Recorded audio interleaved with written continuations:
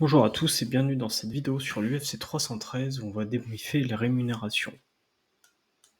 Alors quelques chiffres sur cette UFC, donc c'était l'UFC 313, donc sous format pay-per-view, donc ça veut dire que les gens doivent payer la somme de 79,99$ pour pouvoir regarder cette UFC aux États-Unis et dans d'autres pays.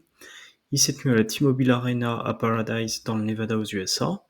Il y avait 18 869 spectateurs à peu près, ce qui revient à une vente de billets de plus de 10 millions.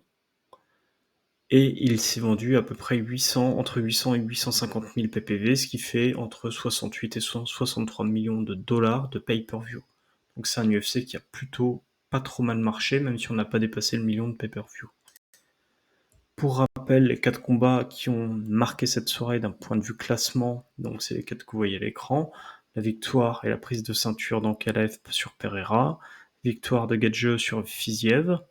Côté poids léger, donc victoire de Bahamondes sur Turner, Turner prend sa retraite derrière. Et enfin, chez les féminines, c'est la victoire de Lemos sur Luchindo. Petite nouveauté sur cette vidéo, les petits dollars, c'est l'argent qu'a pris le combattant à son dernier combat. Si on commence par Lemos, donc 72 000 followers sur Instagram, elle avait pris 110 000$ à son dernier combat. Et donc là, on voit que son salaire de base a augmenté, elle est passée de 110 à 150, donc elle a dû soit changer de contrat, soit améliorer son contrat actuel. Côté Lucindo, 27 000 followers. Globalement, son salaire de base est resté le même, et donc elle va toucher la même chose que la dernière fois, à savoir dans les 45 000$. Défaite de Turner et prise de retraite, il est suivi actuellement par 128 000 followers, il avait pris 150 000, il reprend ses 150 000 avec les 10 000 de sponsors, il prend 160. Côté Bahamondes, il avait un salaire de base à 75, et avec sa prime de victoire et le bonus de performance plus les sponsors, il va avoir sur la soirée 206 000$, donc bravo à lui.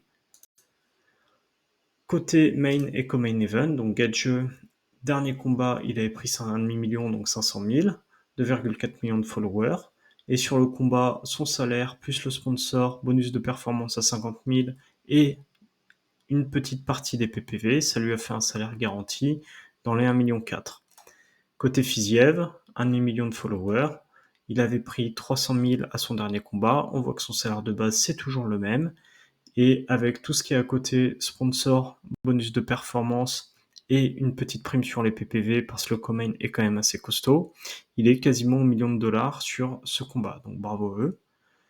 Côté main event, combat pour la ceinture, on va regarder Pereira. Pereira, à son dernier combat, il était à 2,7 millions, et là il est passé à 4 millions sur le combat. Il est suivi par quasiment 7 millions de personnes sur Insta, donc c'est énorme. Et donc, très grosse prime sur ce combat. C'est le 4 millions, c'est quand on commence à devenir vraiment, vraiment très populaire. Malheureusement défaite au profit d'Ankalaev. Ankalaev, c'est 1,3 million de followers. Il avait fait 400 000 sur son dernier combat. Il vient pour une ceinture, et ben il prend 750. Et avec les bonus PPV, et ben il va prendre 2,28 millions sur le combat. 2 280 000 sur ce combat. Donc bravo à eux, c'est des très belles sommes et qu'ils en profitent parce que les combattants ont des carrières assez courtes. Voilà, ensuite comme pour chaque UFC, je vous fais un petit tableau avec les chiffres que j'ai obtenus sur les salaires garantis tout à droite par combattant. Je vous rappelle que les combattants ont de nombreux frais et taxes à payer et donc ils ne touchent que 40% des sommes que vous voyez à l'écran. Voilà, j'espère que cette vidéo vous a plu et vous a permis de mieux comprendre les rémunérations des combattants lors de l'UFC 313. Je vous souhaite à tous une très belle journée.